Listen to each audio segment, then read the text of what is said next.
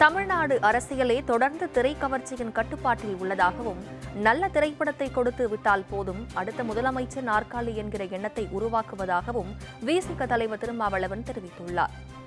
ஓரிரு படங்களை வெற்றிகரமாக கொடுத்துட்டா அடுத்தது அரசியல் தான் அப்படிங்கிற நிலைக்கு போகிறவர்களை நம்ம பார்க்குறோம். ஏன்னா திரைத்துறைங்கிறது அந்த மாதிரியான ஒரு உளவியல் அங்கே கட்டமைச்சிருக்கு. ஒரு நல்ல படத்தை கொடுத்துட்டா போதும் அடுத்து முதலமைச்சர் நாற்காலிங்கிற ஒரு எண்ணத்தை உருவாக்குகிறது. ஆனால் ஒரு உண்மையை நாம் தெரிஞ்சுக்கணும்.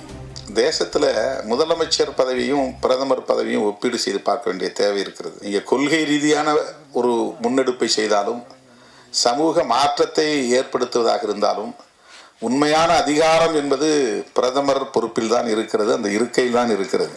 நாம் அதுக்கு பெருசாக ஆசைப்படுறதில்ல. எல்லாருமே சிஎம் ஆகணும்னு தான் நம்ம ஆசைப்படுறோம். நமக்கு தெரிஞ்சது சீஃப் மினிஸ்டர் தான் ரொம்ப அல்டிமேட் பவர் அப்படின்னு நம்ம நினைக்கிறோம். உண்மை அது இல்லை.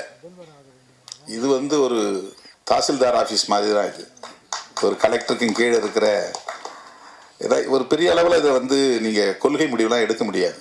சமூக மாற்றங்களை பெருசாக செய்ய முடியாது. ஒரு ஊழல் இல்லாத அரசாங்கனால ஒரு மாநிலத்தில் கொடுக்க முடியும்னு சொல்லலாம். மாநில உரிமைகளை பாதுகாக்க முடியும்னு நம்ம சொல்லலாம்.